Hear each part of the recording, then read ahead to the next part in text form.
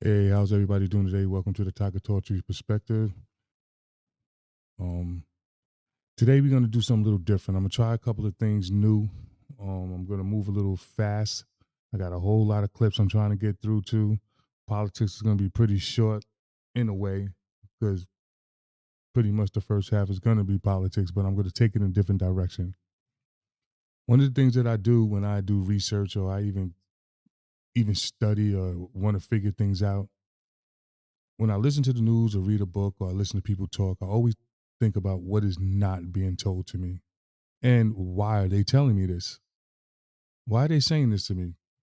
Why are they telling me this? What are they not saying? What's the other part of it? That's the part that I try to look out for. I try to see where all that's at, how we could figure this out, how we could answer all the questions that they're not really telling us.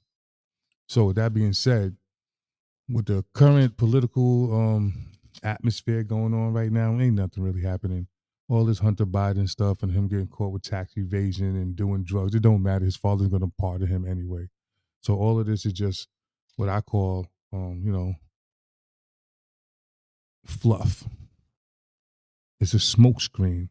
There's other things going on right now, but just for the sake of doing my politics, I'm gonna do this part and then I'm gonna get into what's next. To say something because, George, I'm old enough to say this. I've seen two movements outside of the social justice movements in my life on the political side. One was the Reagan movement. Reagan had a hold on his base, the country at large. They saw him as someone who was willing to stand up for American values, whatever that might have meant. Now, I thought it was reactionary. The other movement I saw was Barack Obama, hope and change. That galvanized the American people. I've never seen anything like this with Donald Trump. I mean, what doesn't kill you make you stronger? I mean, being being indicted, that's making him stronger. Raising $10 million using an ugly mugshot to raise money. This is a movement. And anyone who thinks that you can apply the old political rules to trying to defeat this candidate based on he's scary, he's ugly, whatever you might want to call him, this is a movement. And we have to respect the fact that it's a movement. I'll also And that's pretty much what I'm trying to say. Trump's going to win. It's a wrap. He got that. He got that in the bag. He's winning. Outside of a war, World War III that jumps off, which is what I really fear the most. That's really one of my biggest fears. See, what they're not telling you right now, that I think they're not telling us, is what's not happening in America. Is what's happening on the other side of the world. Predominantly Africa and all these other countries that's joining forces. Check this clip out. The group of emerging economies known as BRICS makes up more than 40% of the world's population and a quarter of the global economy. And more countries want to join the club, which aims to challenge a world order seen to be dominated by the US and its Western allies. But what exactly is BRICS? Who wants in? And why? Underscoring the growth potential of Brazil, Russia, India, and China, a chief economist at Goldman Sachs came up with the BRIC acronym in 2001. The group was founded as an informal club in 2009. Its creation initiated by Russia. South Africa joined the following year. It's the smallest member in terms of economic clout and population. BRICS is not a formal multilateral organization like the UN or World Bank. Its leaders usually get together annually, with each nation rotating through a one-year chairmanship of the group. The bloc operates by consensus. Apart from geopolitics, the group's focus includes economic cooperation and increasing multilateral trade and development. And that's attracting others. This year's chair, South Africa, says over 40 countries have expressed interest in joining. Iran has said it hopes the club will pin down the new membership process as soon as possible. Oil heavyweight Saudi Arabia has the backing of Russia and Brazil. And Argentina says it has China's support. One of Africa's fastest growing economies, Ethiopia, says it's asked to join. Bolivia appears interested too. In July, the country turned to the Chinese yuan, saying it wanted to curb dependence on the US dollar for foreign trade. That move aligns with BRICS' stated aim. The same month, Algeria said it applied for membership, and to become a shareholder in the so-called BRICS Bank, or New Development Bank. Still, current members are divided over expansion. China wants the group to get bigger as it tussles with the US over trade and geopolitics. South Africa and Russia, which hopes to thaw its diplomatic isolation over the Ukraine war, are also keen to see the group grow. But Brazil is more skeptical, and India is undecided. Okay, so you heard that, right? You heard what they're doing with the BRICS. Everything's being created. Now, behind the scenes, there's a lot of things going on in the world that they're not telling you about. Not just the BRICS. It's the BRICS nations is really trying to get themselves together, but the West is on their way down. Hi everyone, thank you for joining me. If you've read the novel The Sun Also Rises by Ernest Hemingway, you may remember one of the famous quotes from the book, gradually and then suddenly. We don't always notice small changes until it is too late. Using more modern terminology, this is similar to the boiling frog syndrome. When our living conditions change gradually, we adapt to these conditions. Even if we don't want to, we're adapting to them instead of getting rid of them, until we no longer have an opportunity to escape or to change anything. This could be applied to de-dollarization that has already become a trend. Just over the span of the last several weeks, there has been news of the UAE and then later on Iraq starting to conduct non-crude oil trade without using the US dollar. Then Singapore announced that it's linked its system to enable a local currency settlement framework with Indonesia. This is a trend. Well, this week, China and Saudi Arabia signed a local currency swap agreement that is worth nearly $7 billion. This is an important step that definitely helps the two countries deepen their ties. It has been reported multiple times that China has a variety of currency swap contracts with at least 40 countries, but arguably this is the most important one because of its connection to crude oil trade. So basically what I'm trying to tell y'all, y'all don't understand. Come January 2024, when they no longer are selling oil in dollars, that's when the dollar's going to collapse. I'm telling y'all, I've been telling y'all things are going to happen come January. I'm telling you better pay off your debt, because when the dollar crashes, I'm telling you, listen to this, y'all, check this out. If you owe $100 and the dollar collapses, you still owe that $100. So if it takes maybe $500 just to get what that $100 worth and the dollar collapses, how are you going to get that? That means you're going to be in debt. That means when I'm telling you that when I say things are going to crash, pay off your debt, please. Because when the dollar crashes, these people still want their money. You still got to pay a mortgage. You still got to buy food. You still got to buy gas. You still got to get clothes. You still got to buy heat. You still got to buy gas. You still got to do the things you got to do, even though your money ain't worth nothing. This is when it's really going to hit the fan, y'all. I'm telling you, please listen to me. I know I'll be out there sometime. People be like, I'll be on my Alex Jones crap and I'll be bugging out, and my brothers and everybody tell me that I'll be going left. All right. You think I'm playing? I'm not. Check this out.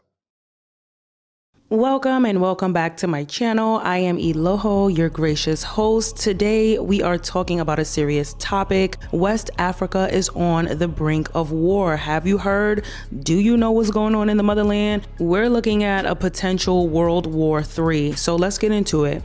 On July 6 of 2023, Niger's coup d'etat ousted their president Mohamed Bazoum and kicked their neo-colonizers France the hell about their country. So the former president has been detained and the Nigerian military is in power. There's a number of reasons for the coup d'etat taking over power in these West African countries such as Mali, Burkina Faso, and now Niger. So Africa is blessed with an abundance of natural resources that can literally feed the world, but continues to grapple with poverty to the extent that it relies on foreign aid from the European Union, from America, right? And so even though they've gained independence from France in the 60s, there's still a lot of neo-colonialism going on. There's a lot of unequal trade relationships, political instability. The presidents are supposed to actually help the people and help their countries. But once the people realize that the quote unquote democracy ain't democracying, yeah, it's time for y'all to get up out of here. And it's been a trend with Mali, Burkina Faso, and now Niger, who all have coups d'etats in power. They have ousted their presidents. And honestly, I'm here for it. So the coup d'etat in Niger has suspended the constitution, closed off its borders to everyone basically except their allies, and implemented curfews. The military leaders say that it was necessary to avoid the gradual and inevitable demise of the country. Now, because of this military takeover, the EU and the US has sanctioned and cut off Niger. They are no longer providing military security and financial aid. Air France announces that they are suspending flights to Niger, Mali, and Burkina Faso. And Mali removes French as its official language. I mean, come on, I see where I get my petty from. So you gonna remove airspace, I'm gonna remove your language because we don't want nothing to do with you actually. Cut off, clean. Now, recently, the French Air Force confirms it illegally entered Niger's airspace. Now, Niger had closed off their airspace, yet France said, we still gonna land our Air Force plane. No, we still need to be here. France, you're thirsty. And you know why France is thirsty? Let's get into it. Without the exploitation of West African resources, France's economy will literally collapse. So Niger is one of France's top 3 uranium suppliers, and they supply the highest grade of uranium. And uranium is used for nuclear power. Without the uranium, there is no power. So Niger literally powers France. However, Niger has one of the lowest consumptions of electricity in the world. Only 14% of Niger has access to the grid, and even those with a connection suffer from frequent blackouts. And so the people are saying, no, the president is supposed to prevent things like this. Why is this still happening 60 something years later? And that is why they kicking their asses out. I mean, diamonds, gold, oil, coffee, cotton, uranium, iron, you name it. You name it. Like, you name it. Africa has it, and yet she's struggling. So Russia has positioned itself as an ally to these West African countries. And even with that, I would say be careful. Okay, we don't want to replace one enemy with the next, but so far, so good. Russia has positioned itself as an ally, has paid millions of dollars of debt, of Africa's debt to China. Russia has thousands of military and soldiers over there in Niger and Burkina Faso and Mali. And so here's where things get tricky, right? Okay, so America is on the side of democracy for African nation. They want democracy. They don't want coups in power. And so that's why they sanction Niger. So with Russia backing Niger and America being against Niger, like, babes, America don't want no smoke with Russia. We don't want too much smoke with Russia because Russia, again, has a lot of resources that America needs for our economy over here. It's a mess. Current president of Burkina Faso, the youngest president in Africa, Ibrahim Traoré, he spoke with Putin. Check this out. Les questions que mes générations se posent sont les suivantes, si je peux me résumer. C'est de ne pas comprendre comment l'Afrique, avec tant de richesses sur notre sol, avec une nature généreuse, de l'eau, du soleil en abondance, l'Afrique est aujourd'hui le continent le plus pauvre. L'Afrique est un continent affamé. Et comment se fait-il que les chefs d'État traversent donc le monde à mendier? Voici des questions que nous nous posons et que nous n'avons pas de réponse jusque-là. Nous avons l'occasion de tisser de nouvelles relations. Et j'espère que ces relations puissent être les meilleures pour donner un meilleur avenir à nos peuples. Pour ce qui concerne le Burkina Faso, aujourd'hui nous sommes confrontés depuis plus de 8 ans à la forme de manifestation la plus barbare, la plus violente du néocolonialisme, de l'impérialisme.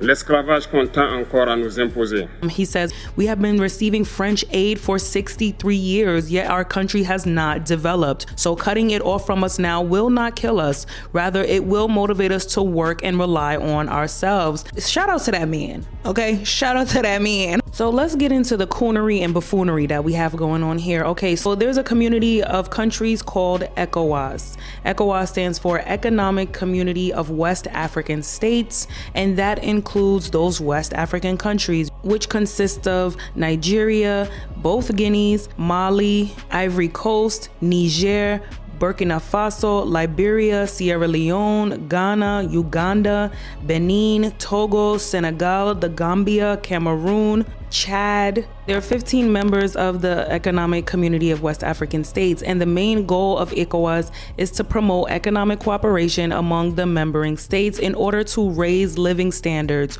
and promote economic development. ECOWAS has also worked to address some security issues by developing a peacekeeping force for conflicts in the region. So this union is supposed to keep peace and to promote economic development. And here we have coonery and buffoonery. So basically you have West African states who are saying, listen, we want the democracy back in power. And if you guys don't put President Mohamed Bazoum back, we are coming into these countries with war. Remember, this is the same president that had ties to the massacre during the End SARS movement in Nigeria. So we're dealing with evil, corrupt leaders. Literally, Niger is literally in the middle of all of these ECOWAS states. They're preparing for an invasion. Nigerian government said, yeah, we're gonna send troops. You know, all of these states, they're gonna send troops to Niger. We're looking at a potential war. I was talking to my husband about this. He's from Mali, and he's been following what's been going on, of course, since he was a kid. And he doesn't think that there will be an outright war, but I don't know. Okay, it's a new day.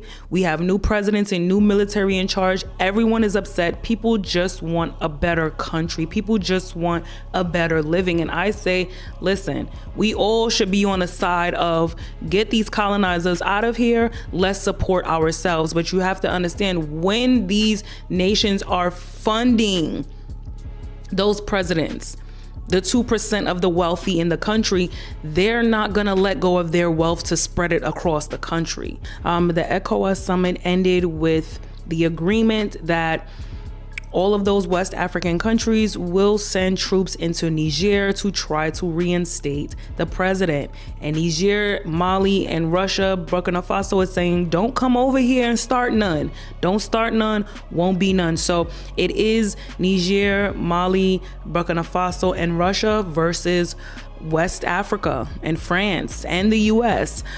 This is crazy. This is literally insane. I'll keep you guys updated. For those of you who are in these countries, can y'all please drop down in the comment section? Let us know what's going on. If anyone is interested, if anyone has information and is interested in doing an interview, go ahead and hit me up on Instagram or email me. I really want to know what's going on. How's the communities being affected? I know the price of uranium and gas and food has increased. And you know what? Shout out to Niger, shout out to Mali, shout out to Burkina Faso for saying we don't want y'all here no more. Y'all been providing aid for 63 years and ain't aiding nothing. Ain't aiding nothing but making your country better while our country suffers. Stay tuned for updates. Let me know if this is a topic that you're interested in. One love, one mother, Africa. I'll see you at the next one. Later.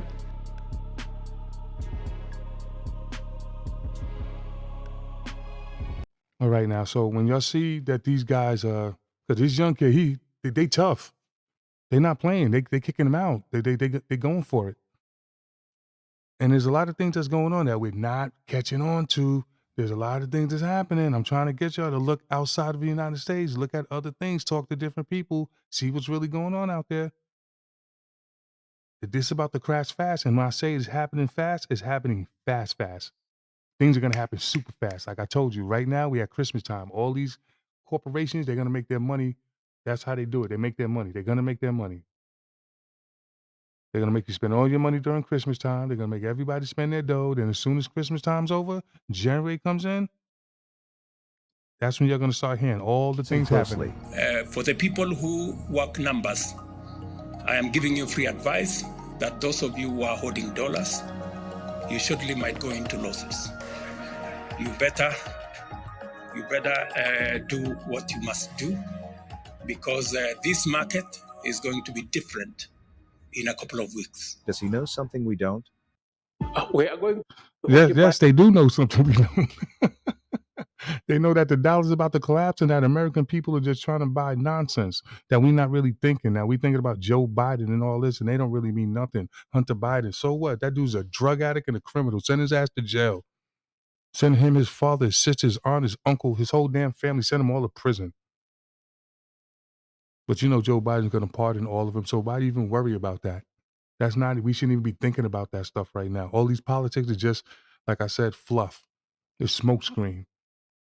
If everybody's not on point about what's about to really happen in this world come next year, January 1st, when y'all say Happy New Year, right after y'all crack that bottle of champagne that you spent $60 for, the minute you pop it and that ball falls, that bottle, that $60 bottle of champagne, is now worth about $500.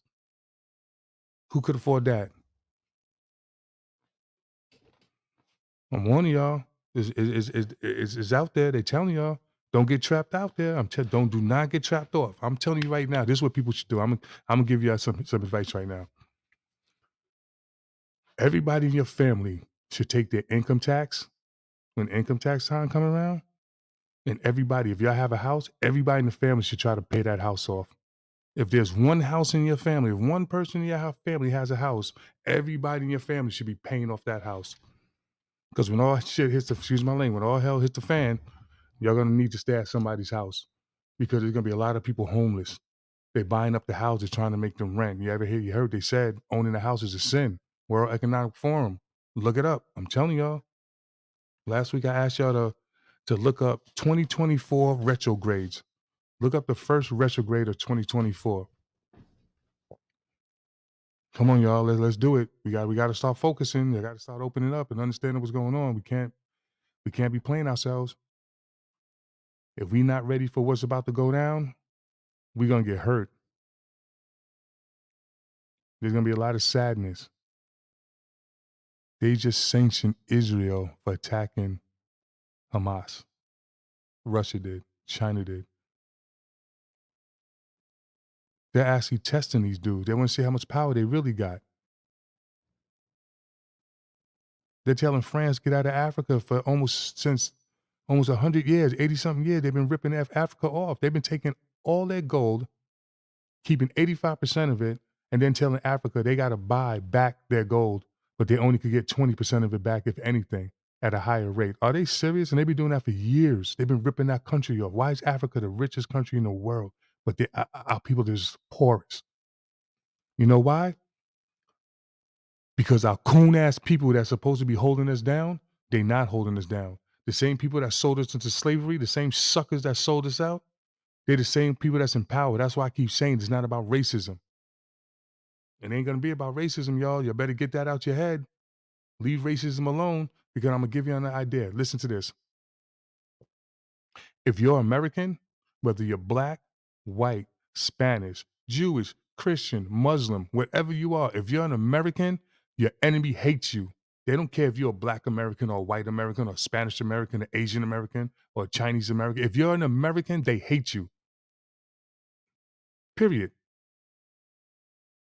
Chinese Americans know that. Next week, I'm about to start showing you how they got Chinese police stations in America. And they going around messing with the Chinese people in this country, American Chinese people. They're just messing with them. They know the real deal. Check this out. Conspiracy theory. Imagine this. Imagine if they let a whole lot of white people into America that hate blacks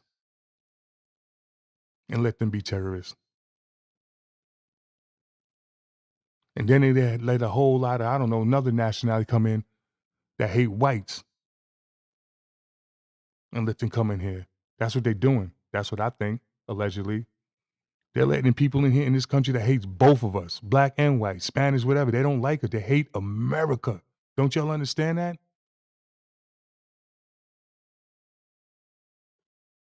If you're black and you live in America, you're blessed. This is one of the best countries in the world. Whether you're black, white, or whatever, go to another country. How many people in America got a passport? How many of y'all ever left this country? Have you ever went to one of them countries where they really got shanty towns? A lot of people got mad when Donald Trump said Haiti was a shit show. Have you ever been to a shanty town after a hurricane, after a tornado, after a typhoon? Huh? Have any of y'all ever left the country of America and went to some of these poor countries and seen what some of these poor towns look like? Have you ever been there? Have you ever talked to the people that live there? Have you been to South America and been to some of them poor countries, them poor cities, them poor towns? Shit, have you even been over the border right into Mexico? See, here's another thing that you're gonna find out on next week's podcast. It takes a while for me to do this because a lot of research, editing, and all this other stuff. But don't think that it's just Spanish people coming across the border. They making us think that it's the Spanish people coming across so we can hate our Spanish brothers. But it ain't them.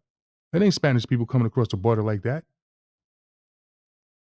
Unbeholden to most Americans, you got Africans coming across the border. You got Chinese people coming across the border. You got Arab people coming across the border in droves.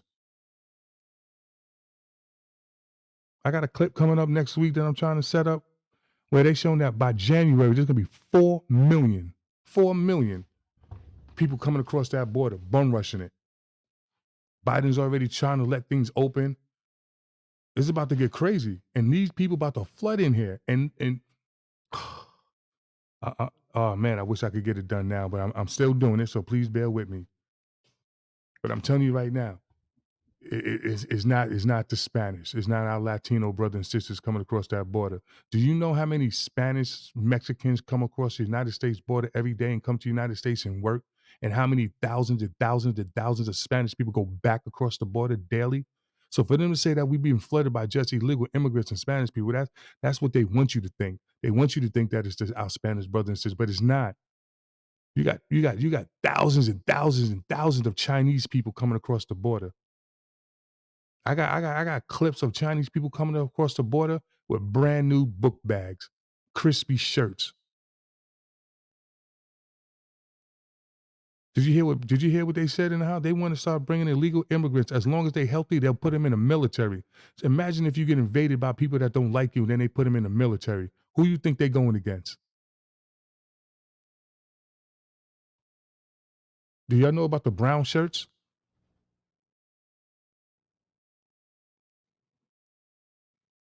They was using children to go after the parents, like Saul-Alinsky, Rules for Radicals. Have you ever read any of these books? Do y'all even know what's going on?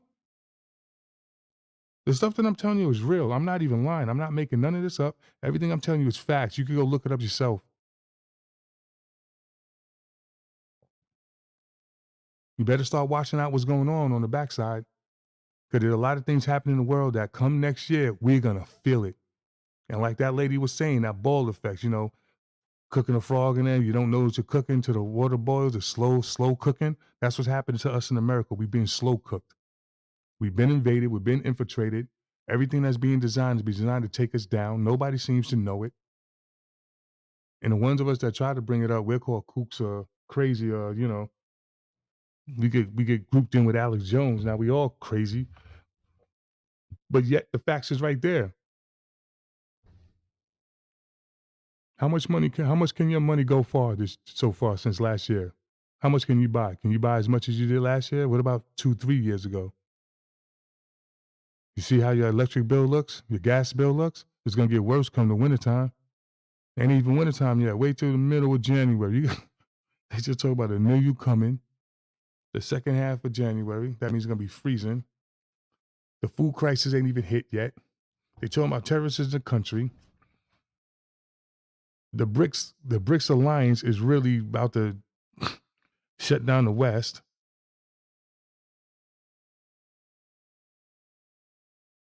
I don't know, y'all. I'm just trying to be prepared. I'm trying to do my part. I'm trying to warn people. I don't want nobody to say they didn't know.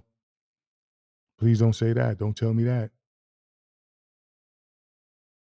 I'm telling you right now, if you got $45, $50, don't buy no Christmas gift. You better go buy one of them portable stoves that take butane, like I told you earlier. Because when it gets cold and they start shutting it down, you got to save money. You better learn how to survive. Like I told you, you better go meet a poor person. You better go become friends with somebody from a third world country and see how they survive. Because a lot of us Americans, we spoiled, y'all. We so spoiled, we have no idea what's gonna come. We don't know what's happening. We don't know how to grow food. Nobody knows how to skin a deer. Nobody even know how to hunt. The guns that we do got, they're not hunting guns. Maybe for hunt each other.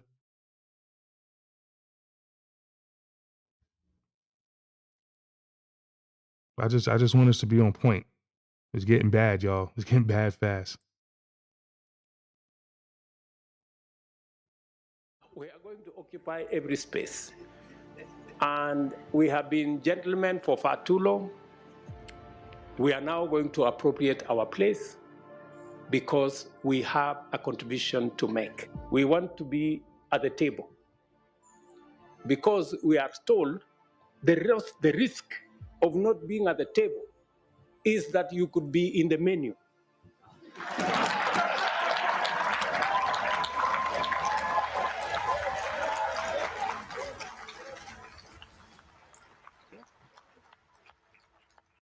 A growing number So what I'm of saying is Chinese that they're migrants waking are up. They're starting to wake up. The African countries are waking up. They're not taking it no more. They're taking it back. And when they start taking it back, what's going to happen is, see how poor Africa is right now? See how they pillaged Africa? See how they just ran that country down for generations? See how they lie to us and make us think Africa is a small country when in fact Africa is probably bigger than Russia, United States, and all these countries. Like it just dwarfs them. We've been lied to so much. And that's what I'm saying when I say education. And I'm not just talking about it, please, y'all, when I say it's not racist, because you want to know something? It's Russia that's back in Africa. Ain't they white? Russia's back in Africa. Russia paid off some of the debt to the Chinese for Africa. Because Russia knows how the West get down. Russia don't want to be involved with it either. Everybody's tired of them. They're tired of this colonialism and just taking over the world and taking what everybody else is and acting like it's theirs, and nobody's supposed to be mad. Nobody's supposed to have an attitude. Nobody's supposed to get, but them times is over. I told you, I believe we're in Aquarius, time for ascension. Things are going to change. There's nothing under the sun that hasn't been done. What comes up must come down. I tell my kids, my daughters, I tell them, the seeds you plant are the plants you receive. Straight like that. I tell them that all the time. The seeds you plant are the plants you receive. So that they know exactly how things are going to come out, and when they do something, what's the repercussion of it. There's always going to be a repercussion. There's always going to be an action, reaction to an action.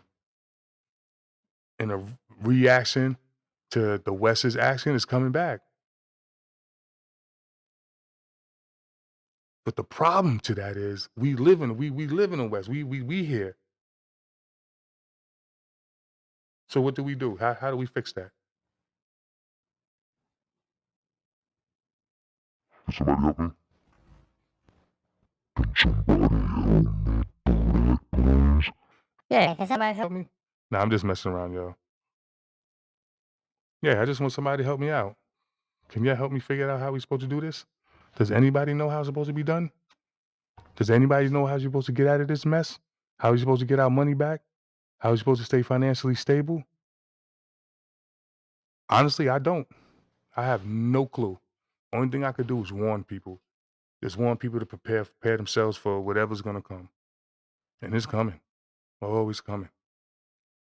And I'm kind of nervous.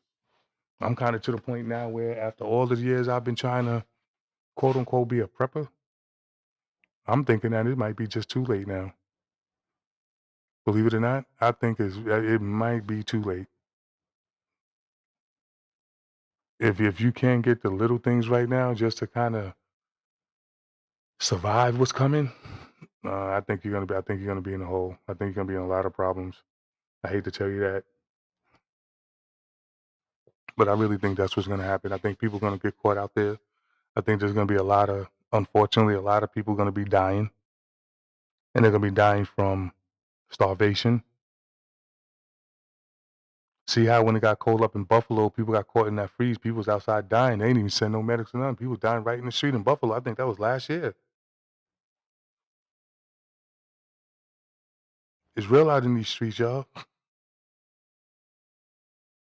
And if we don't begin to start talking to family, getting down with family, starting to set up our little groups and start talking to your neighbors and start finding out where things are and start getting your pots and your dirt and your. How many people own a shovel? How many of y'all own a shovel? How many of you guys got hoes? And I ain't talking about the females either. I'm talking about a hoe to dig some dirt. How many of y'all even know how to use a real shovel, a spigot, a spade, different types of rakes? I'm gonna give you another life hack right now.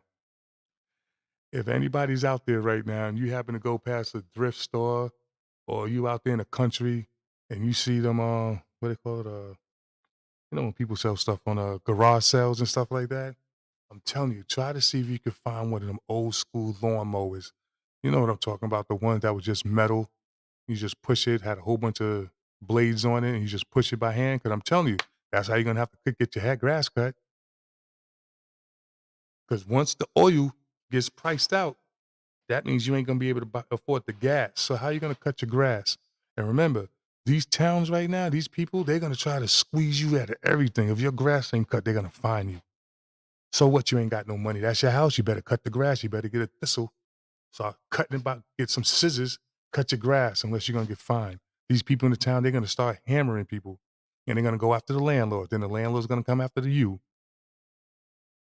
I'm telling you, it's gonna be a chain reaction. When things hit the fan, everybody's gonna try to squeeze everybody. So you need to put yourself in a position not to be squeezed. I'm telling you right now. I'm telling you again. Try not to get squeezed. Because things are happening around the world. And then we're not feeling it now because we won't do the holidays. Oh man.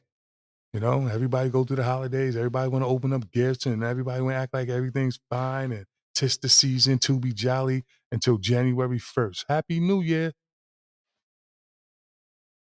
Everybody's going to be in debt, credit card payments out the wazoo. Then it's going to start getting cold. So besides having debt, you're going to have a high gas bill coming February. You better start thinking ahead. I'm telling you, they're going to set you up for failure. And these other countries, they waiting for that. You ever have that family member or that person where, everybody, you just know people just can't wait till they fail? They're just waiting for their downfall. That's what the rest of the world is thinking about us, America. They just wait for the downfall of America. They can't wait.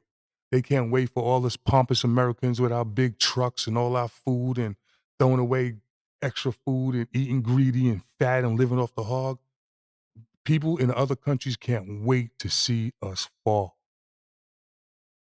They don't care if you're a black man. They don't care if you're a black woman or a white woman. If you're from America and you got American on the last side of your ethnicity, Chinese American, Irish American, Japanese American, whatever kind of American you are, if you're American, they hate you. And I'm going to keep saying that just so you can start getting off that damn racism crap. Stop hating each other. You better start learning how to work together, because when all hell break loose and them bombs start going off man, listen, trust me, all you racist white boys, you're going to hope that there's a black dude right there that can help you. And all you black dudes, you better start learning how to start rocking with some of these white boys in the country, because they the ones that know how to skin deer. They don't want to know how to hunt.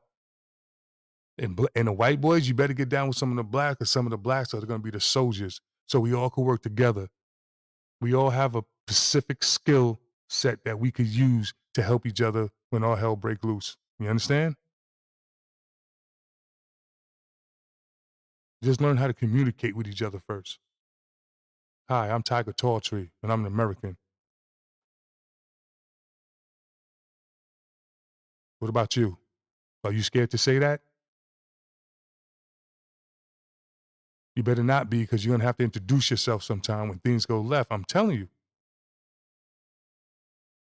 All my servicemen out there, my name is Tiger Talltree, and I'm an American. I got your back. While you out there defending us and doing what you got to do, trust me, I got your back. And there's a lot of us that do. And I know you're probably thinking like, what are you talking about? They know. They know what we talking about. When all hell break loose and them dudes is out there fighting for us and there's no food, you could come to Tiger Torture. I'll give you some piece of my chicken. Hoorah.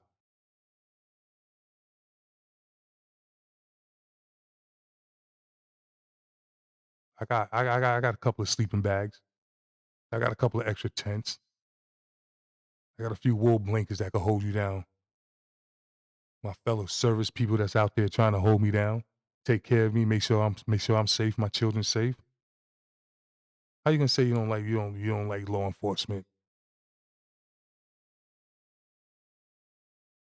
Now, if you living on the wrong side of the law, fine, I can understand that. But the average person, how you gonna say you don't like that? Defund the police, that's the stupidest thing I ever heard in my life. Defund the police to somebody breaking your house, right? Defund the police to somebody try to rape your daughters, right? Defund the police to somebody breaks in your bank account. Defund the police to somebody steal your car. Defund the police to somebody trying to do something to you, right? No, what they need to do is they need to get them crooked cops out of there, leave the good cops in there and let them do their job. Instead of saying defund them, get rid of the bad ones. That's all. You don't got to defund nothing. Get rid of the bad ones and they in there. Just get rid of them. Get some people on your board of elections or whatever, town boards or whatever, and start voting things in. Y'all got to get down there, man. Y'all got to be part of it. If y'all not part of it, don't complain. Dead ass. If you're not down at the teachers meeting, the PTA, if you're not down at the city town hall meetings and all that stuff, if you're not part of that, if you're not volunteering, if you're not doing something, your civic duty to help your community, then shut up. Don't complain. Go sit in your room and shut the hell up. Because I'll be honest with you, I'm tired of people always complaining. They ain't even being part of it. They don't even try to go help nobody, nothing. They just want to complain. Oh, I can't stand these white people. Oh, I can't stand these cops. Oh, all these damn niggas. Everything's a complaint, but nobody's out there doing nothing. You better start doing something. You better start knocking on your neighbor's door. Say, hi, how you doing? I'm your neighbor. Community, that's what it is. It's the word community. It means something. Everybody hating on each other for no reason. Meanwhile, everybody broke as hell. I believe they say maybe 1% of Americans is millionaires, even though there's more millionaires or whatever, but ain't nobody really no millionaires. Y'all faking that? Time's about to get hard in the mother. You think the 80s was hard. You think the cheese lines was hard. Yeah, when we had them cheese lines and we were doing the gas lines, we wasn't having shit blown up either. We wasn't having no terrorists in this country. We didn't have food crisis where there was absolutely no food. It was just we couldn't afford it. Now we ain't even have no food to buy or no money to buy it with. What are you... Anyway, y'all, I'm gonna keep it real. I got something else I want to talk about. I'm not trying to be on no sad movement or anything like that, but things is getting real right now. This is the time that you know, people supposed to be praying is Jesus Christ and all this other stuff. This is when they're supposed to, you know what I mean? This is what you're supposed to do it for, right? So let's say some prayers. Let's say some prayers for some positivity. Because things are bad. Well, right now I'm about to pivot into my next subject, which is kind of it needs to be talked to. I said I'd be talking about these things on my podcast as things go on. And I'm not going to be trying to talk about these sad and hard issues every podcast, but they still need to be talked about because as time's going on, as you know, we getting older, these are things we need to talk about. When I first started my podcast, I told everybody, you know, I was talking about, you know, on YouTube, TikTok, all these things you hear people talking about, get a trust fund, you know, get insurance or make your own bank and all that other stuff. That's fine. And I do want to talk about the trust fund and preparing and all that stuff for the kids and everything, but I want to talk about it from a different perspective. all the paperwork that y'all got to do to get your trust fund, y'all go do that. I don't care about that. That's on you. You design it the way you want, all that. That's on you. That's not the part I want to talk about. When it comes to these trust funds and preparing for the future and getting ready to do things for our kids, like I said, the sacrifice is hard for us dads and moms who work hard and buy the house and do everything we got to do to pass it along to our kids. And a lot of times we don't even get to enjoy it most of the time. I think that when we start setting up trust funds, living trust, or however you want to do it, they got skip trust. I'm in the middle of doing that right now since my wife passed away. I'm getting things ready for my kids and all that. And this is why I'm bringing it up, because as I'm looking at it and I'm setting up, leave the house and, business, all that stuff, paperwork. One of the things that I noticed is, how many times have y'all known people where grandma, their grandfather, their aunt, their uncle, brother, sister, family member, somebody passes away and leaves a family member a house, some property, a nice house, grandma's house. Grandma's house been in the family for 35, 40 years. Her and grandpa worked all their life to pay for the house. It stayed in the house. One of the aunts got it. The aunt passed away. Now it goes to another family member.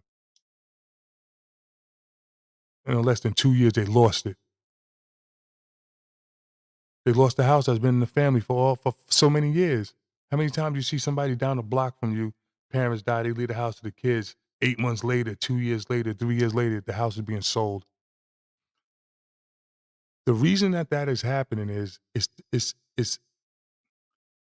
the person who's leaving the property to the other person. It's their fault, and Imma tell you why.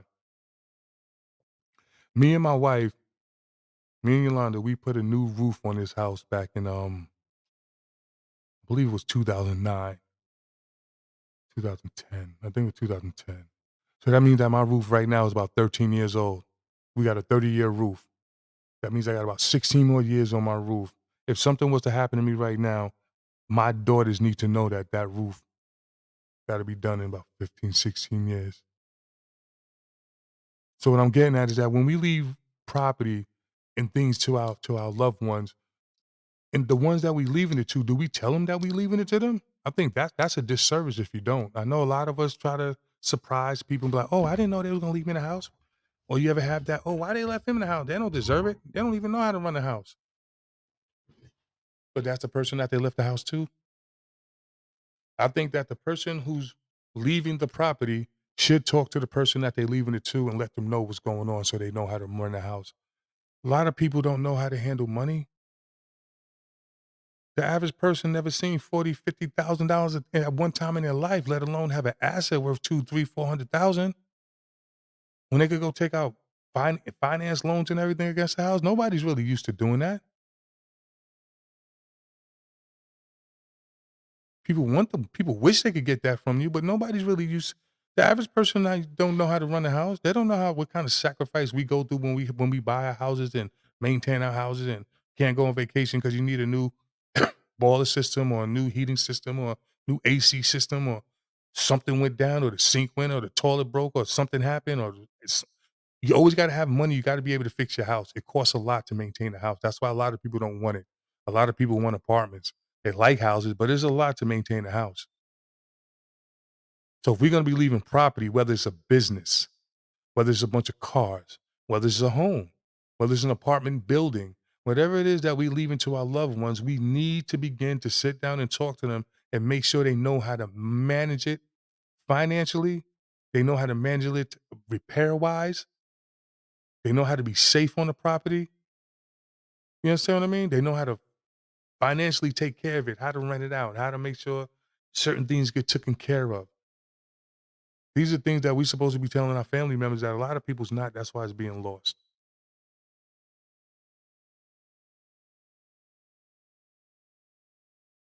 Right now, I sit down with my daughters, and I explain everything about this house.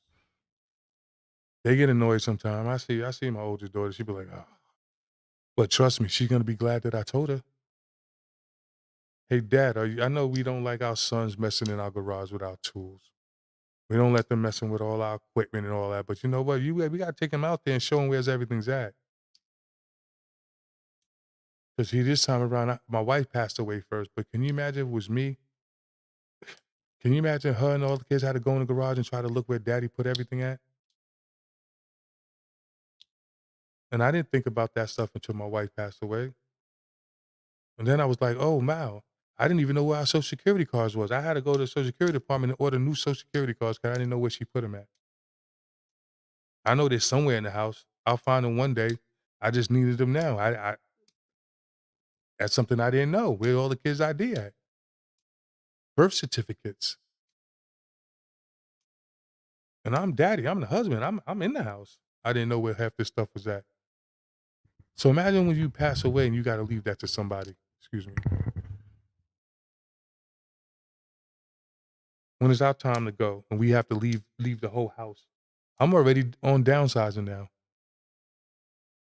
I'm already ready to throw out half the stuff that I own. I'm ready to donate it, give it away. I don't need it. I'm at the age now where I don't need 30 pair of jeans. 5, 6 pair of jeans is fine. 2, 3, 4 sweaters, couple of suits. That's it. I don't need all that. After my wife passed away, I went in the closet. I'm like, wow. She had a lot of stuff, man. We all do. Just take inventory of what you got in your house right now and see what you really need.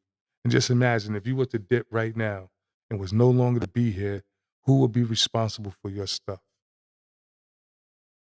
What would they be going through? What would they be seeing? What would you want them to see? What won't you want them to see? What do you want to leave them?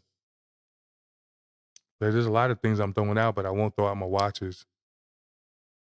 Hopefully, if I have some grandsons in the future, I give them to my daughters, pass my watches to my grandsons. Certain things you don't get away. I got a lot of nice Kango hats, pork pies and, some nice hats, crispy, in boxes and everything. I'll pass those to my grandsons if I have some. If not, pass them to my older nephews or whatever. But I'm talking about how do we prep ourselves and prep our family members for when we're no longer here and not just being nice and leaving them, I don't know, an inheritance. That's not good enough. Leaving your kids an inheritance or somebody inheritance without letting them know or teaching them how to maintain it or how to be financially responsible is just detrimental to everything. I really don't think I don't think we should do that. It's amazing how at this time so many people are getting to the point where, and I'm proud of us. We're really homeowners. My neighborhood is amazing. My neighborhood is mostly black and Spanish and all kinds of mixed neighborhood, and we all homeowners, and it's nice. It's amazing to see that. And maybe it's always been like that. I just never got there until I made it up to the top. But yeah, y'all, let's start thinking about at least I am, because it's hard. I'm telling you, to leave your loved ones, especially your children, because we want to go before our children. At least I do. I don't want to bury none of my children. I already buried my son. I don't want to bury no more of my children. So I'd rather go before my children. And if that's the case, then I want to make sure that I leave my children prepared. I want to leave them okay. I want to educate them on how to, how to maintain the house, where the tools at in the garage, you know, how I repair things, where's the supplies at, you know. I don't know. I might be. I don't want to start sounding repetitive or anything. It's just that I really, really believe in what I'm thinking about. I really believe that death is hard, y'all. It's hard. It's hard. It's hard. You know, me and Yolanda, we talked about it for years before she passed away, y'all. I really, really felt I was prepared. I really thought I was. When that loved one of yours take their last breath, man, and it's real, and they really not here no more, and the only thing you see is the is the things that they left behind is scary and it's hard, and I don't wanna do that to my kids. I don't wanna leave them, God forbid something a accident happens and they don't know what to do. It's not good. We gotta talk about it. We gotta have those hard conversations. We gotta sit there with our kids. We gotta sit there with our parents. If our parents are getting old, you gotta sit there and talk to them. If we getting old, we gotta sit there and talk to our kids and let them know. They don't want to talk about it. When I talk to my daughters, she cries, but I have to tell her the truth. Mommy not here now. Daddy right behind her. I give myself the most 35, 40 years. That'll put me at 90, 92, a little over 90. The odds of that happen is very low. And I know I say that a lot, but if I don't, I won't prepare the proper way. I won't be able to leave my kids in a situation where they'll be like, wow, dad really looked out for us. That's what I'm thinking about. I'm thinking about leaving them things, being on point, giving them things that they want, educating them about the house, how to be financially stable, how not to get in debt, how that sometimes paying your bills and being broke afterward, there's nothing wrong with that. It's okay to be a little broke sometimes. You don't want to be there, nobody wants to, but if you have to, but you still got a roof over your head, that's even better. That's a blessing. Look at the good things. That's why I'm trying to tell everybody, start looking at third world countries right now. Seriously. And I know people are like, why would I want to do that? Because we about to be there. And like I said, even if Donald Trump gets reelected, the the trajectory that we on to even turn it around is gonna be hard. Just to grow, just to raise all those chickens again, just to grow all those cows again, just to build some of these food processing plants again.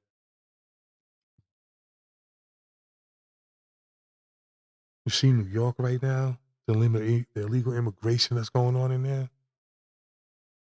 These mayors and them, they beg for illegal immigration to come to their state, to their city, and now they're talking about it's a problem. That New York City mayor, he and that's what I'm trying to tell people, like, just because you black, don't think a black man's gonna be in your favor. Just because you white, don't think a white man's gonna be in your favor. It ain't about the color, it's about the person. You understand? I really wanna get racism done with, like, I'm just so done with people talking about race, and they keep using identity politics, like, now they're gonna use identity politics as a Spanish person, then as a white person, then you're gonna hate Chinese, and then all of a sudden, everybody gonna go after Africans. You know what? I'm supporting Africa. I support them brothers that's doing what they gotta do to get them colonists out of there. Now, I'll be honest with you, I gotta be careful what I say because if they turn around and put some of these African country, whatever, on these terrorist watch lists, and I say I like them, they're gonna call me a terrorist sympathizer. So you gotta be careful what you say on these things, but I support Africa as a whole. I support Africa becoming one country under one flag, and they're getting it, they're working it out, and I'm glad to see that. I'm glad to see them working together. Now we just gotta get us to work together. And I'm not talking about us as just black people. Once again, as American, as humans, as good people, good against evil. How about that? How about the good people against the bad people? If you're a good person, no matter what your nationality color is, you're on the good side because they're the same type of people with nationality that's on the bad side. There's bad Spanish people, there's good Spanish people. There's bad Chinese people, there's good Chinese people. There's bad black people, there's good black people. Bad white people, good white people. Bad. keep going down the line. There's good and bad on all sides. So we can't just not like the person, the culture of the person. It's the individual and what the individual does that we should judge. Not a whole race of people. With that's about over right about now. So with that part being said, I really think that yeah, let's start planning, let's start talking, let's start writing things down. You know, get your kids together and just sit down and just really plan. But like I was saying before, yeah, if everybody got together on income tax time and the whole family pay off your house, sit down and really talk about it. Really, really figure it out. Be like, all right, grandma got a house, I got 5 bedrooms. By law, 4 people could sleep to a room. That's 20 people could live in that house right there by law. And that's not even a backyard if you put some tents or whatever. That means the whole family could technically go to grandma's house. Because that's what they do in other countries. In these third world countries, so to speak, the whole family works together. That's why when you're seeing the Latinos come over here, they was working together because they've been through it. See, we got so good in America that we felt that we don't even have to work together. We could move out our parents' house and go get our own apartment. That's the dumbest thing in the world. Why do I don't understand why parents kick the kids out. Instead of saying, "Hey, why don't you go get a job? You go get a job. You go get a job." Now I don't have to work as hard because now we all can pay the bills. Now maybe dad don't have to work as hard and die early. Everybody stay in the house, but so many American people want to kick the kids out. When you get 18, you get in the F out. When you do this, you get no, no, no, no, no. Everybody should live in the same house. Buy one bag of rice so you can make one pot of rice. Not you live over there, you live over there, you live over there. Now that's 3 bags of rice that everybody got to cook to try to feed. No, that don't make no sense. Let's start getting back to family and working together. Now, am I perfect? No. Was I the one that was doing all that? No. But I came to this conclusion after I lost my wife. Yes. I came to this conclusion after I lost my wife. Even though being married, I was happily married. Me and my wife and kids, everything was fine. But as soon as I lost, I realized I can't do it by myself. I needed my cousin Kim to come down here to get the girls ready for school. I needed my sister Buffy to come down here. I needed them. So yeah, we need our family. We need each other. So let's start it. Let's do that. Let's get a dope book, sit down, and start figuring out which family members have a decent jobs, who could do what. Okay, you got some nephews that are lazy. Let them cut the grass. Let them do the yard. Let them cut the trees. Let them take out the garbage out. Let them wash the cars. Let them do everything that they got to do around the house. Let them mop the floors. You understand what I mean? Change the light bulbs, clean the toilets, whatever they got to do. That's their job around the house. If they so lazy they can't go get a job, or if they got that felony nobody wants to hire them, that's fine. They can stay around the house and take care of the property. Everybody has a job to do, and if we all played our position, our lives would be so much easier.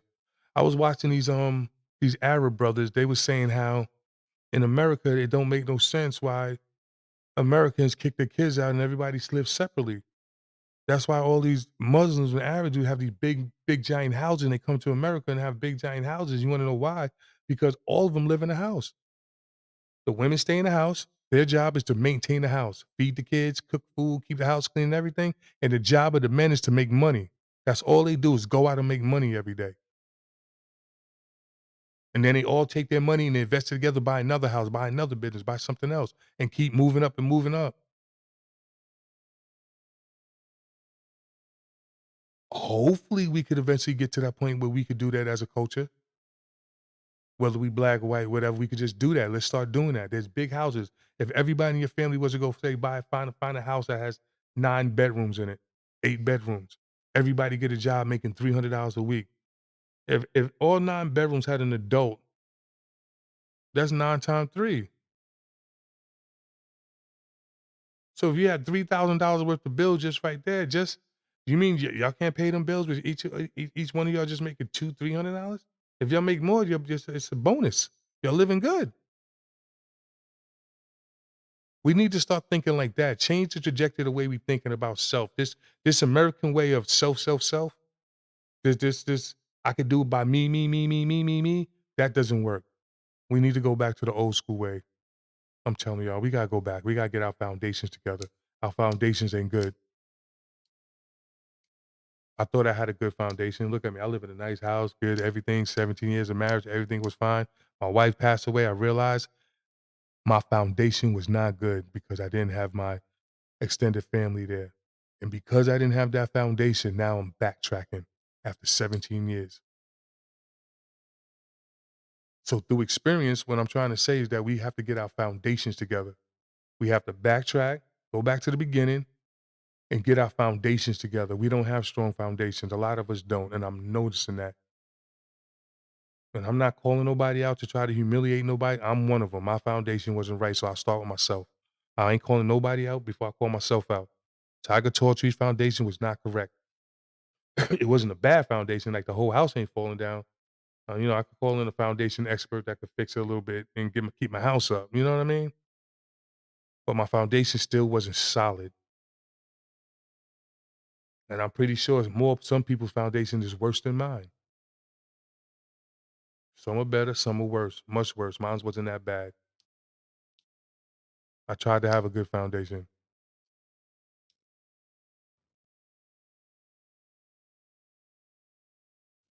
Yeah, that's pretty much what I'm trying to do. I'm trying to have a good foundation. I don't know, y'all. This week was a little bit different. This week was different because of all the things that I'm seeing happening behind the scenes, and I'm just happy for Africa. I really am. All these Wakanda movies and so many people talk about black people just not sticking together and we don't have nothing, we never was. That's all fallacies, man. We were some of the best people on this planet, and we lost our way, and we gotta find it back as black people. But then as human beings, I think we lost our way also. Regardless of what religion you wanna believe in, if you have a religion, we lost our way. I feel that, we gotta get our foundations back, we gotta get our morals back.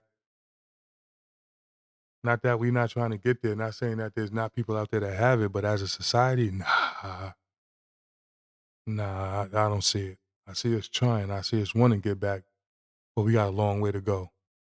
But we getting there. So, this week on Tiger Torchy's perspective, I was, Imma go there. You know, I was talking to some people over at my physical therapy that I go. I gotta go to physical therapy for my legs, and, I'm just talking to people, and there was a conversation going on with some of the ladies at the front. You know how everybody just running their mouths, and, I made a comment and asked the lady, like, you don't know what a man think, want, and desire?" Just sarcastically just said that, and, I sat down and about 5 ladies, I'm talking about, and I'm not talking like in their 20s, I'm talking about all these ladies, have to be at least in their 60s, 50s, and 60s. All 3 of them was like, "Nobody knows what a man wants. A man always changes his mind. Nobody knows what a man think, wants, or desires." And I'm looking at them like, "Are y'all serious?" So anyway, I go get on the machine or whatever. So one of the ladies that said that ended up coming sit next to me, and we started talking. Just regular conversation. And one of the other ladies came over there, and they just start talking because they want to hear what I got to say because I'm running my mouth. But how can women say that? How can you say y'all don't know what men think, want, and desire? And I told the lady, I told her, I'm like, that's. I was like, that's not true. Y'all know exactly what a man think, want, and desire is. That's not true.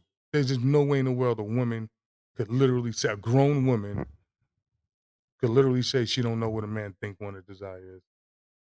Just like asking a man, do they know what a woman think, want, and desire is obvious. So for all you ladies that don't know, what a man think, want, and desire is, what a man thinks, he thinks about sex. What a man wants, he wants stability, and what a man desires, he desires submissiveness. In my mind, what a woman wants, what a woman thinks is she thinks about love. A woman wants protection, and she desire stability. That's what I think. That's what I think all women want. All women want. They think about love. They want protection, but they desire stability. I don't think women give a damn about love. Not now. Not these women. Most women want stability first. Most women want to be protected by their man, and they want stability. Love will come later to these women nowadays. Well, maybe even women back in the days, because if you notice, a lot of our old women, they was like, "Yo, how could you stay with your husband when he's cheating on you?" Stability, protection, Ain't had nothing to do with love. Could have started off that way, but it ain't end that way. So for women is love, protection, stability, men, sex, stability, and submissiveness. Now the thing with it is that, like I was explaining to the young lady, I was like, listen, what ends up happening with a lot of women is that a lot of women, when a man says, "Oh, I love you," oh, there she goes. She gives him the sex because she wanted the love. She thought about the love. He thought about the sex. He said, "I love you." She gave up the sex. She gave up the sex because it's a wild nigga and he probably protects her. You ever hear people say, "Oh, good guys are no good, bad boys, or like bad boys are no good guys are no fun"? All the girls choose the bad guys because of what? Most of these wild dudes can protect them. That's where the protection comes from. So the girls get protected. She gives them the sex. No stability, arguments. The man gives him the man gets some sex. He has a little stability, but she's not submissive. Arguments. See, the common denominator before both of them are the stability. They both need stability. It's the other two that can't be balanced out. But you need all three for the relationship to work. So for a woman to be submissive, and all that other stuff, the man has to do that. I keep promoting, I keep saying what a man has to do in my mind. A man has to be the one to lead. A man has to set it off first. So the man has to have the protection and stability, and he'll get the sex. Even though he'll probably get it without that, but with the stability and the protection, the sex is gonna be there, and it's probably gonna be good because now you're gonna get the submissiveness, you're gonna get the love, you're gonna get the stability. Everybody's gonna be happy. Am I making sense? Because once again, like I was saying last week, if we teach our daughters to use the sun, moon, and stars and begin to teach them to keep their legs closed until it's time for the right man to come around, then we can move forward in a better way. Yeah, I said keep her legs closed. Women control the sex. Men control the relationships. That's facts. Why you think there's so many single women out there? There's so many single women out there because the men have to holler at them. If women control the relationship, do you think women would want to be single? Do you think they'll be single out there? Nah, women have somebody right now. But nah, women controls the sex. That's what y'all have control over. That's what the man is trying to get from y'all. That's men think about that all day. Trust me. Your man could be doing the bills right now. You walk right past him. Trust me. Something crossed his mind real quick. Ask him. Go ahead, ask him. Ask him, does he think about that all the time? Most men think about sex all day long. They don't act on it. Some do. That's why you got cheaters. You got dudes that cheat on their wives and their girls all day. Be like, damn, man, like, come on, son. Some dudes just can't. They act on it. But God think about that more than women. Trust me. Even though women are nasty too, women think about it too. Real talk, mature talk. If you got kids, get them out the room. But let's talk about it because these are things you got to teach your kids.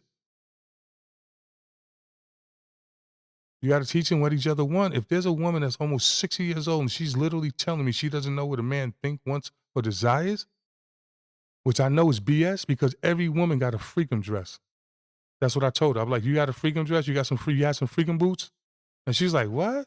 I'm like, yeah, you never had a pair of freakum boots or a freakum dress or that hairstyle? You know what a man wants. Your man sitting there watching football game or playing his video game or something. You walk past him in a pair of just panties. You know exactly what you're doing. When you and your girlfriends want to go out and find a dude and have a good night, you know exactly what to throw on because you know what guys desire. Stop playing, ladies. What it is that y'all don't want to give nothing up because y'all not getting that protection or that stability. Facts. That's what it's all about. So stop acting like you don't know what a man wants. Y'all playing stupid. And that's why a lot of y'all ended up alone because you're playing stupid. A lot of y'all don't know how to communicate. And I'm going to tell you what I mean by communicating. A guy could tell you, yo, I like you. You fine, you this, you that, you that. You know he wants you. But not one time will you ever tell him that you want him back. You got to play the games. Keep it real, ladies. Does a man really talk himself into your drawers, or do you know before you give it to him? The only thing he could do is talk himself out, right?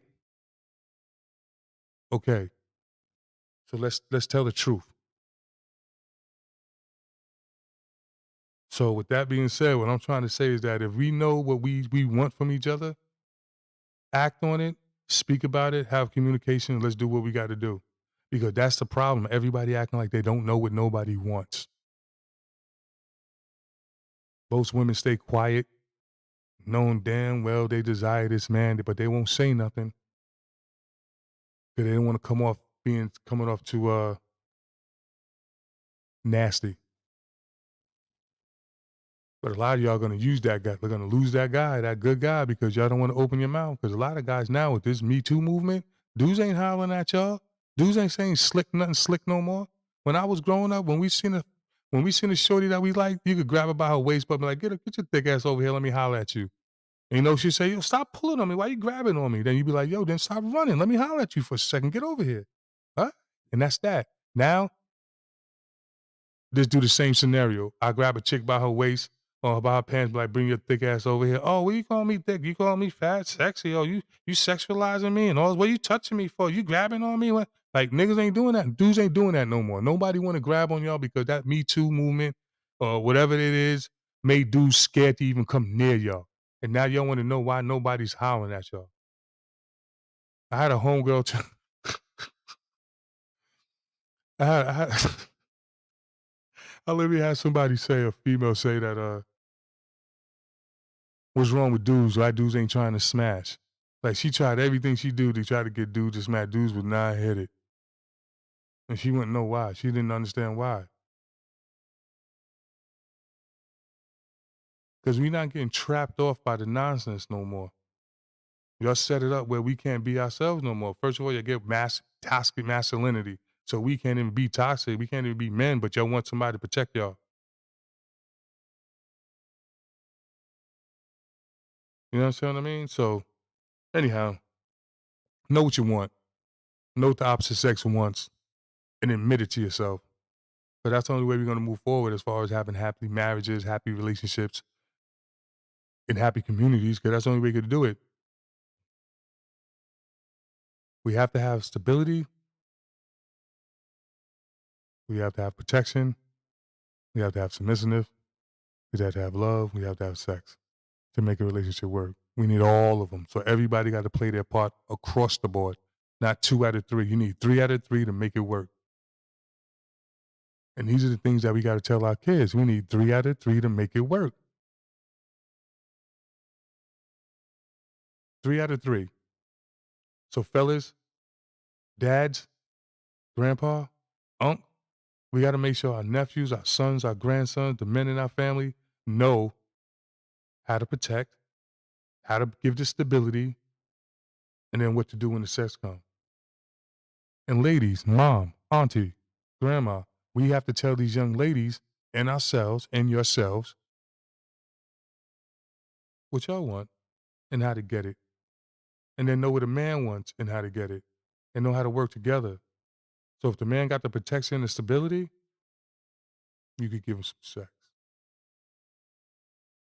But you need the stability and the protection, or you need a submissiveness and a stability before you get that love and that sex and everything. Because that's going to mess things up. It's always going to be a problem. You're going to have nothing but more baby mamas. You're going to have a whole lot of angry females. But that's what it leads down to, is just angry females. A whole bunch of angry females.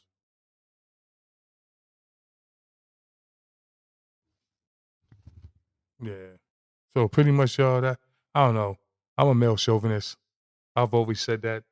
I always believe that a man should just step up and do what they got to do. I think that is cool when a man does that. I think it's awesome when a man steps up and takes care of his family and do all the things he's supposed to do. I think it's hot, personally.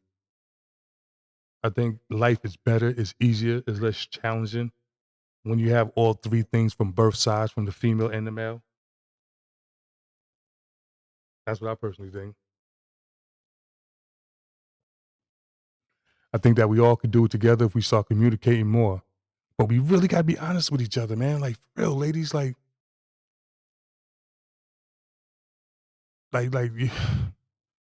there's a way to talk without coming off whorish. There's a way to communicate with a man without coming off nasty. There's a way to communicate without making yourself seem that way that you want to. But we need y'all to talk to us because we not making no move no more. I'm telling you that all this, like I said, Me Too movement, that shut it up for us. We not doing that no more. We not taking no chances. We not touching y'all. We not squeezing on y'all. We not even saying certain things to y'all until you tell us we could do it first. And if you don't say it, then we not doing it, then you're gonna be alone. That's what's gonna end up happening. Because unfortunately, men, we could always find something. Women, y'all can find something, but then you're gonna end up being alone afterwards. So the best thing I think we need to do is start communicating with each other, start figuring out what we want, knowing what we want. We have to know what we want. And once we get there, we can move on again. That's pretty much it. That's Tiger Tawtry's perspective for this week. I just want you to know that happy holidays. Christmas is coming. I'm looking forward to seeing my nephews, my niece, my sister, my brother-in-law, and stuff like that. I hope y'all have a good holiday and all of that. But pay your bills. Don't spend money that you don't have. Remember, if you ain't got it, you ain't got it. Don't be scared to say you ain't got it. We all the world is in a recession. We don't got to live in a fantasy world. We don't got to live in Alice in Wonderland or whatever. We can live in a real world. It'll be less stressful if we do that. That's the way I think. That's the only way I be thinking about things. So with that, wow, next year is gonna be crazy. I'm telling you, Africa's coming back. America's going down. We live in America, so we better be prepared. I'm telling you, like, trust me. If you don't believe me, during this week, just start looking up the things that you've seen on my video clips, and just start doing your own research, and just start seeing where you think things are gonna go. But as far as us as men and women, I'm still promoting marriage. And I'm telling my men out there that it's our job to take care of the family. That is our job to educate our women, to teach them something. Cause you ever notice, you ever see a dude, a ugly ass dude with a fine ass shorty, like bad, and you be like, yo, how he get her? How that dude get that fine ass shorty right there? You know why? Two things. One, he could protect her, and two, he's educating her. He's spanking her brain. You ever hear the saying, to get to a woman, you gotta get to her brain?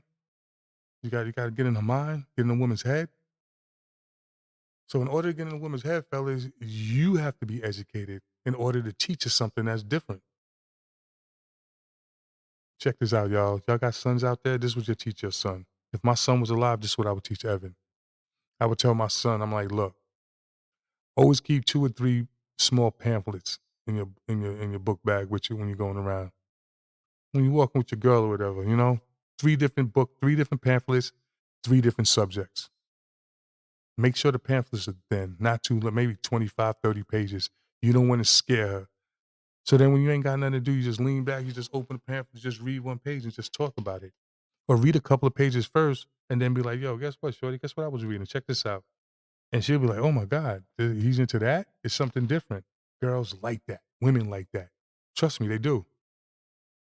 I know that from facts, experience. You spit some game in a girl ear, something she never heard before. Ooh, man, listen. You win like Flynn. So yeah, let's just try to promote this marriage, promote this unity, promote this family, promote this togetherness. And like I said, I'll see y'all next week. Thank you. Until next time, if there's a next time.